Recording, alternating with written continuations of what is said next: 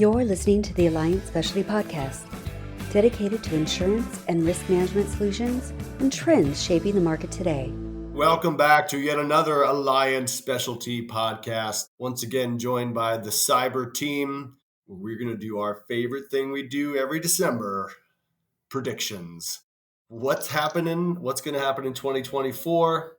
Interesting time to be alive. Things are constantly changing, which is one of the reasons why we all love cybersecurity and specifically this podcast. With that, I'm going to kick it over to my colleagues here. I'm joined by CJ Dietzman and Bobby Horn. CJ, we'll start with you. What are the things you want to predict for 2024? What's top of mind? Oh, thank you so much, Brendan and Bobby. Thrilled to be here again for another Alliant Specialty Podcast. These are important times and can't believe it. Blink your eyes. Here we are. We're looking at 2024. As cyber risk management and security practitioners working with countless clients every day, let's talk about it. Let's get into this. Couple things. We need to talk about artificial intelligence and machine learning.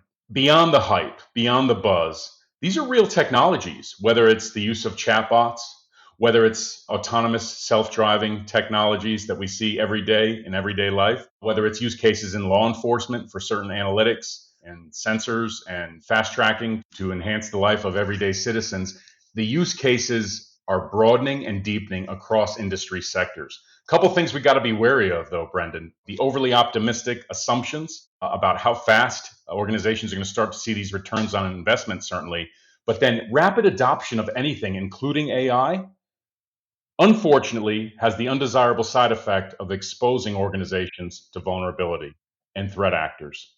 Additionally, if not well thought out, these AI machine learning use cases in the next 24, 36 months can expose organizations to personally identifiable information, leaks, data breaches, privacy issues, and other matters related to not so well thought out implementations. Additionally, cyber attackers can certainly leverage these technologies. They can use these innovations against us and they can cut us to threads. So certainly AI, machine learning is a key consideration. The other one that I'm kind of tracking, Bobby and Brendan, is the increased regulatory and compliance requirements and expectations. Brendan, you and I have been talking a lot about this lately. What do you think about that? Yeah, it's interesting, right? 'Cause it was like 2016 or so when the DFS regs on cyber first came out, and it was a big splash, and everybody was kind of a mad dash by a lot of companies who probably didn't have their house in order to get all of the things buttoned up that they needed to stay out of trouble. We started to see an uptick in the number of fines that were going to be going out. But even still, there are companies that are still deficient and falling behind. And now we're starting to see, some of those, penalties coming into play. Same is true if you look at now, if we're starting to see as it relates to AI, obviously the EU just put some of their provisions in there or in the process thereof about the responsible use of AI across the board in society to ensure. So we're going to start to see, with some pretty steep potential penalties, probably not something that's going to hit this year. But as always, they're kind of always looking for that one company to make an example of so that everybody knows that they're serious. So I think by the end of this year, I assume we'll probably start to see some penalties around the responsible use of AI, at least in the EU. And then it's not going to be long. I mean, the EU kind of tends to be ahead of us when it comes to this sort of thing. The Biden administration has issued an executive order around this. And I think we're probably going to see, similar to data privacy, it's going to be left to the states to figure out on a state-by-state basis how they want to handle that. It's all coming. It's all happening. And I think we should see more of that in 2024. Great points, man. Something else, heightened cyber threat actor activity, compromise, breaches, and incidents in certain sectors. And when we think about whether it's financial services or the public sector or retail, many years ago, when we used to focus almost solely, it seems, in this industry on credit card security incidents and breaches. How things have changed. It's still a relevant risk. However, controls, regulatory, and compliance focus has been enhanced. So we don't see as much threat actor activity solely focused on compromising credit cards. Threat actors have pivoted. I digress. They've also pivoted into other industries. And Bobby, you're sort of on the front lines of this as one of our leaders in our cyber brokerage practice. You see a lot of losses and claims activity come across your radar. What are your thoughts on some of the key watch list industry sectors for threat activity?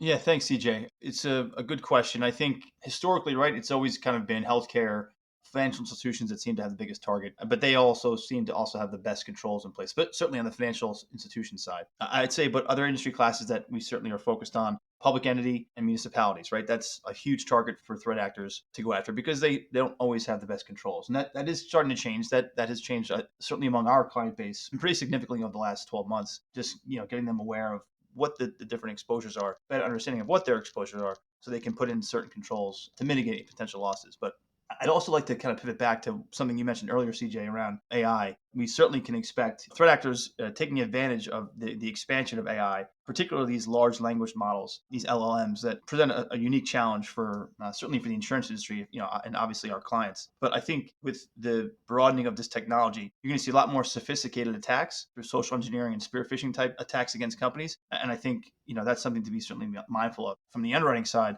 definitely going to see a lot more questions around, what companies are doing to protect their information. Are they using AI in any sort of way? It's going to just be built more into these applications or supplemental applications that carriers are asking exposure to what, they see as an oncoming threat. Wow, incredible points, Bobby. Thanks for sharing that. A couple other things that I've been sort of tracking here and thinking a lot about in the context of our clients and just the industry in general. The omnipresence, the pervasive risk of third party compromise and cloud based attacks.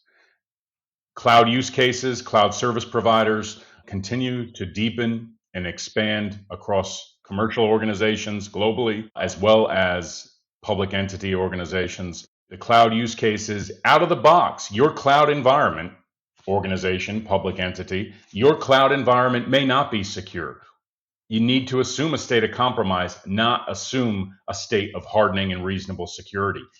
It takes two, sometimes three, the two in the box model. My cloud environment, I don't outsource that risk to the cloud service provider. On the contrary, I outsource everything but the risk in many ways. I need to look at the configurable security controls. I need to continue to monitor security in the environment. What about my third party? What about fourth parties? What about interconnected cloud systems with legacy infrastructure? I digress. A lot to unpack and consider here. Let's remain vigilant when we think about third parties and our cloud service providers. The other thing as well, I'd be remiss if I didn't mention this. Resource constraints, the human resource constraints in our industry. It continues to be a challenge, not just doing more with less because of budgetary challenges, but I'm talking about not having enough cyber risk management and security talent to build and maintain and operate a reasonable, defensible cyber risk management program. Do we have enough resources? Can we attract them? Can we recruit them?